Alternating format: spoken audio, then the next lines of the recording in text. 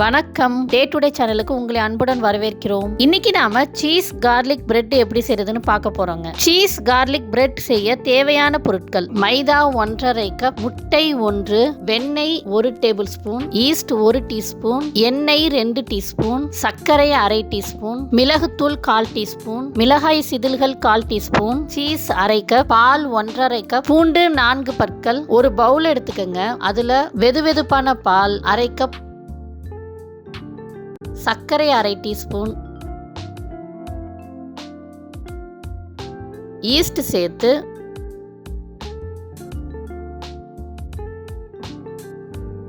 பத்து நிமிடத்திற்கு ஊற வச்சுக்கோங்க. ஊற வச்சிருந்த ஈஸ்ட்ல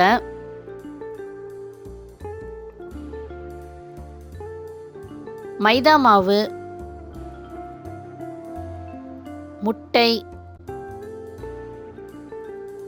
உப்பு அரை டீஸ்பூன், எண்ணெய் சேர்த்து நல்லா பிணைஞ்சு வச்சுக்கோங்க.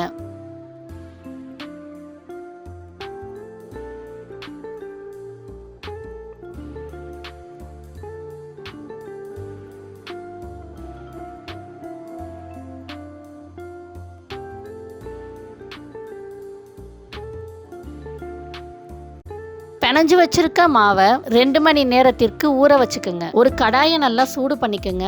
அதுல வெண்ணெய், மைதா மாவு 2 டீஸ்பூன்,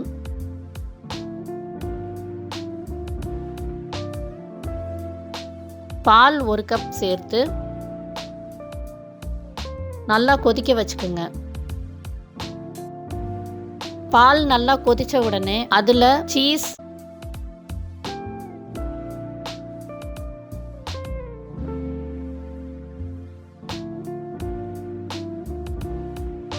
உப்பு 1/4 டீஸ்பூன், மிளகாய் செதில்கள், மிளகுத்தூள் சேர்த்து நல்லா கலந்து வச்சுக்கோங்க. ஊற வச்சிருந்த மாவு நல்லா பொங்குன உடனே அதை நல்லா பிணைஞ்சு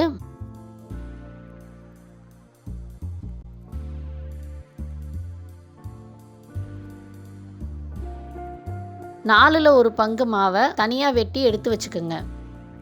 மாவை இந்த மாதிரி நல்லா தேய்ச்சு சீஸ் கார்லிக் சாஸ் சேர்த்து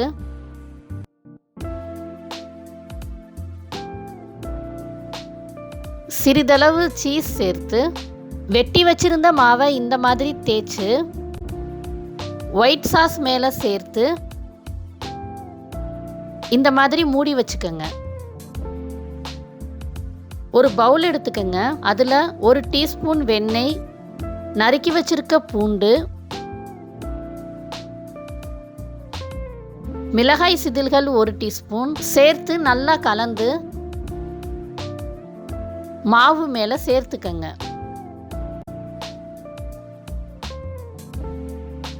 அவனை 180 டிகிரி செல்சியஸ்ல 10 நிமிடத்திற்கு ப்ரீஹீட் பண்ணிக்கோங்க. அவன் ப்ரீஹீட் ஆன உடனே அவன்ல மாவை சேர்த்து அவனை கன்வெக்ஷன் மோடுல 180 டிகிரி செல்சியஸ்ல 30 நிமிடத்திற்கு பேக் பண்ணிக்கோங்க. இப்போ சீஸ் கார்லிக் பிரெட் தயாராயிடுச்சு. இதை ஒரு பிளேட்ல மாத்திக்கோங்க. இன்னைக்கு நாம சீஸ் கார்லிக் பிரெட் எப்படி செய்யறதுன்னு பார்த்தோங்க. இதே மாதிரி வேறொரு நல்ல ரெசிபியோட அடுத்த வீடியோல உங்களை சந்திக்கிறேன்.